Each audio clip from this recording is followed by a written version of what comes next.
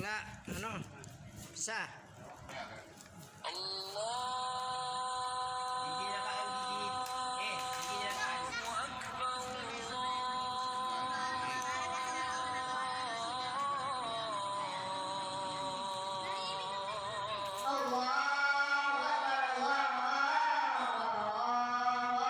Bismillahirrahmanirrahim. Assalamualaikum warahmatullahi taala wabarakatuh. Waalaikumsalam. Alhamdulillah ala ni'matihi al-mutawattirah wa minanihi al-ghaliyyah wa ayatihi al-mutakathirah. Wassalatu wassalamu ala sayyidi ahli dunya wal akhirah sayyidina wa habibina wa syafi'ina wa qurrati a'yunina wa maulana Muhammad wa ala alihi al-tahirah wa ashabihi yang juga tahirah. Salam ta'zim, salam hormat kepada seluruh pengurus masjid Nurul Hidayah. Mudah-mudahan kita semua dalam limpahan rahmat berkah dari Allah Subhanahu wa taala. Amin. Yang tentunya juga sama-sama kita muliakan seluruh jamaah masjid Nurul Hidayah, terkhusus yang hadir pada kesempatan malam hari ini. Kita berdoa kepada Allah Subhanahu wa taala semoga kita semua diberikan Allah Subhanahu wa taala umur yang panjang, Amin. dapat menyelesaikan Ramadan kita. Amin ya rabbal alamin. Hadirin yang dirahmati Allah Subhanahu wa taala, sebagaimana dikatakan nisfu Ramadan qabla wal baqi aghla min al-dhahab. Sebagian atau separuh dari Ramadan telah berlalu, yang tersisa lebih mahal, lebih berharga daripada emas. Kalau kita ibaratkan Ramadan ini tangga, maka kita berada di pertengahan tangga. Tangga pertama telah kita lewati, tangga yang kedua sedang kita jalani, dan mudah-mudahan kita sampai pada tangga yang terakhir, yaitu tangga yang ketiga. Amin. Secara posisi tangga yang ketiga tentu lebih tinggi, lebih banyak dan lebih mahal anugerah-anugerah yang Allah berikan di 10 terakhir daripada Ramadan, bermula dari pertengahan daripada Ramadan ini. Tapi umumnya yang seharusnya kita lebih giat, lebih semangat, tapi faktanya 10 pertengahan apalagi terakhir, kondisi kita kadang-kadang lemah, tidak sesemangat ketika kita berada di 10 pertama. Padahal seharusnya kita lebih semangat. Kalau hari kemarin kita semangat, hari ini kita harus lebih semangat, dan 10 terakhir jauh lebih semangat. Dan itu yang diajarkan oleh Nabi kita Muhammad Sallallahu Alaihi Wasallam. Kita melihat riwayat bahwa Nabi 10 terakhir itu yasyuddu mizarah, digambarkan mengencangkan ikat pinggang atau sarungnya. Ini sebuah isyarat, simbol, artinya Nabi lebih giat beribadah.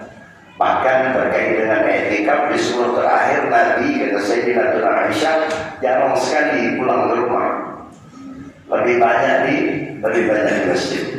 Nah, kalau kita lebih banyak di pasar ya, 10 terakhir.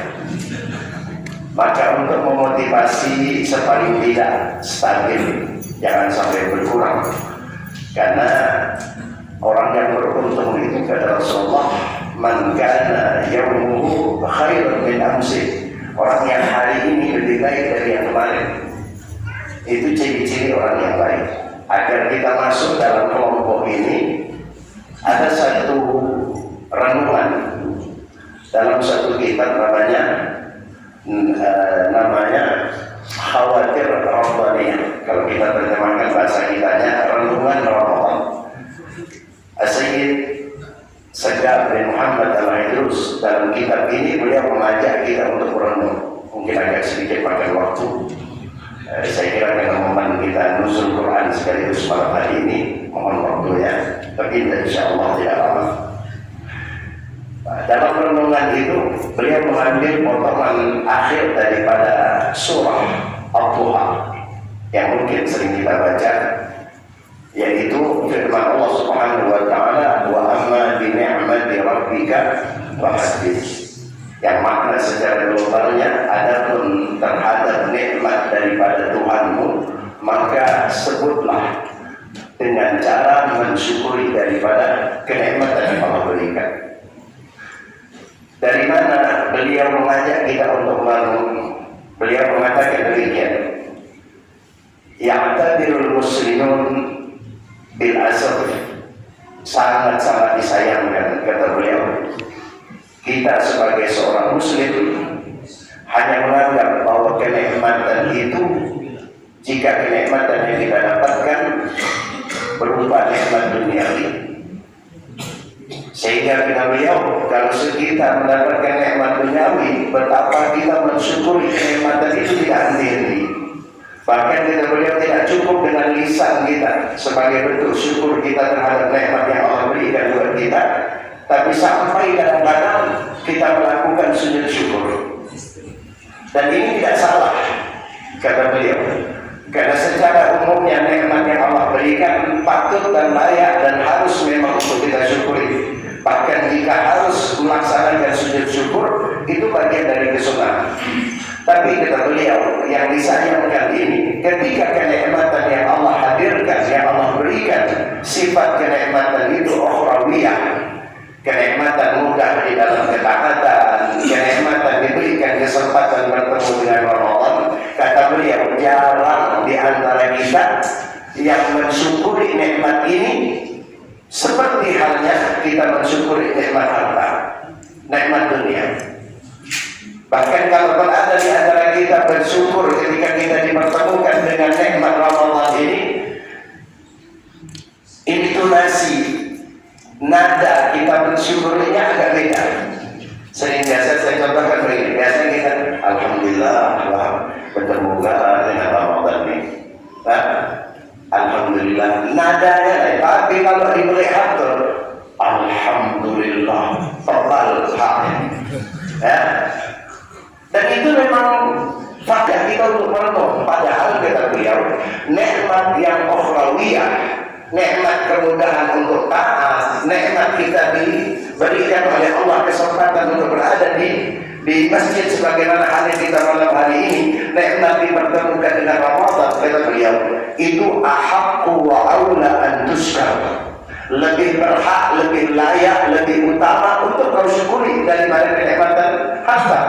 Kenapa? Karena kata beliau, nikmat harta walaupun tidak salah kalau kita mensyukurinya, tapi nikmat harta itu hanya berbatas pada kehidupan kita. Saat kita wafat, harta yang kita bangga-banggakan itu sudah akan diambil orang, anak kita, istri kita, atau bahkan orang-orang yang tak kita kenal yang datang setelah kita. Tapi nikmat al-Qurawiyah, nikmat kesempatan diberikan Allah untuk berada dalam ketaatan kepadanya, diberikan kesempatan berada dengan Ramadan. Nikmat ini tidak hanya kita rasakan di dunia, tapi nikmat ini kita beliau yang membuat kita bahagia di saat kita berada di alam barzakh. Nikmat ini yang membuat kita bahagia di saat kita bertemu kehadiran Allah.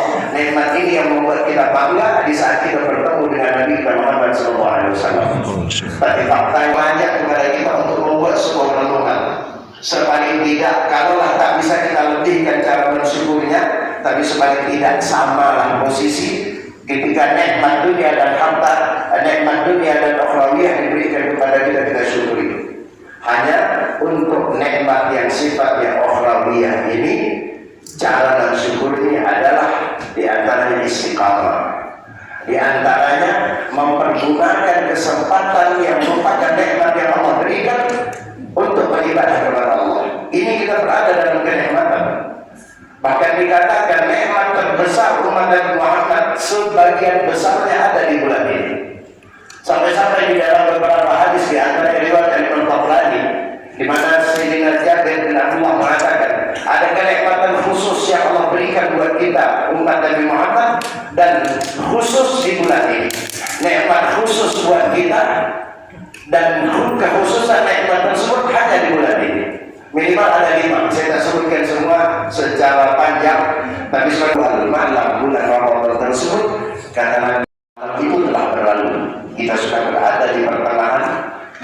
sudah melewati daripada pertengahan.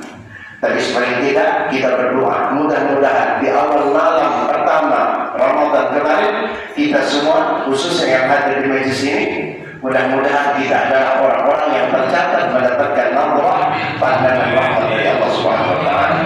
Yang kedua kata Nabi fa innal khulufa qadis-sha'ib atau fa innal khulufa hina, maka sebuah nikmat besar ketika kita masih diberikan Allah dan diizinkan berada di tengah-tengah Ramadan. Oleh karenanya hal-hal yang berkaitan dengan amal ibadah kita tingkatkan, tak terkecuali adalah Al-Quran kita. Kenapa? Karena bacaan Al-Quran kapan pun dianjurkan. Tapi di bulan ini adalah momen terbaik bagi kita untuk mengamalkan, untuk membaca, mengistiqamahkan daripada Al-Quran Al-Karim. Kenapa demikian? Karena Allah Subhanahu wa taala menurunkan Al-Quran di bulan Ramadan. Kalau bahasa mudah kitanya, Ramadan itu adalah ulang tahunnya Al-Quran. Karena Al-Quran Allah turunkan di bulan Ramadan. Syahrul Ramadan alladzi unzila fihi Quran. Bulan Ramadan adalah bulan di mana Allah Subhanahu wa taala turunkan daripada Al-Quran Al-Karim. Al-Quran ini dibaca. Kita hari ini berlimpah dengan kenikmatan. Tapi terkadang kita merasa seperti kenikmatan itu tercabut dari keberkahan. Di antara ulama mengatakan bisa jadi kenikmatan yang kita dapat, tapi keberkahan sepertinya hilang dari nikmat tersebut. Bisa jadi karena kita sudah mengabaikan hal-hal yang mendatangkan daripada keberkahan. Di antara asbab yang dapat mendatangkan bahkan paling besar potensi yang mendatangkan keberkahan dalam kehidupan kita adalah Al-Quran. Al-Quran bukan hanya sebagai syafaat kita kelak nanti kita harapkan, bukan hanya itu sudah pasti. Tapi Al-Quran bagian di antara yang paling besar mendatangkan daripada keberkahan, dan itu yang didapatkan orang-orang terdahulu sebelum kita ketimbang kita hari ini. Kenapa? Mungkin secara kenikmatan kita lebih banyak nominalnya, tapi keberkahan saya kira tidak ada di antara kita yang menjaminnya. Bahkan kita terkadang merasa apa yang kita dapatkan dari harta kita hilang begitu saja di depan mata kita, tanpa ada yang kita beli, tanpa ada yang kita manfaatkan, hilang begitu saja. Sementara orang dulu apa yang nominal yang mereka dapatkan kecil, tapi terkadang Allah berikan keberkahan.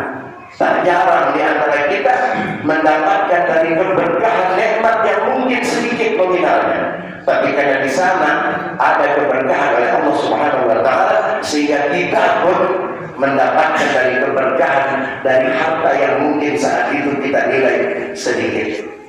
Apa yang membuat mereka berkah? Mereka menjadi ibadahnya.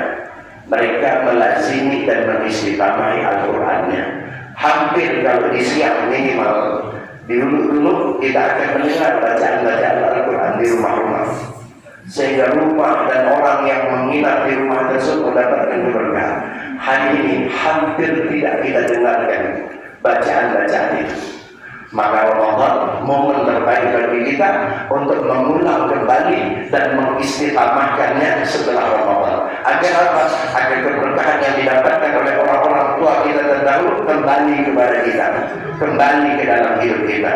Maka nuzul Quran yang kita peringati dan alhamdulillah dijadikan momen terbaik oleh para ulama-ulama kita untuk kita mengingat bahwa ada keberkahan besar dari Al-Quran yang bukan hanya sebagai imam kita, yang bukan sebanyak panutan kita, tapi Al-Quran adalah sesuatu yang terbesar berpotensi untuk mendatangkan daripada keberkahan dalam kehidupan kita. Itu saja mungkin pesan saya dan motivasi buat saya. Mudah-mudahan ini juga menjadi motivasi buat kita semua sehingga kita dapat memaksimalkan daripada Ramadan kita dengan ibadah, lebih-lebih dengan melazimkan daripada bacaan Al-Quran Al-Karim. Harapan kita mudah-mudahan Allah kembalikan keberkahan yang pernah didapatkan oleh orang-orang terdahulu di dalam kehidupan kita, di dalam rumah tangga kita, di dalam harta kita, di dalam usaha kita, termasuk keberkahan terhadap anak-anak kita. Amin ya rabbal alamin. Sekian yang dapat saya sampaikan dari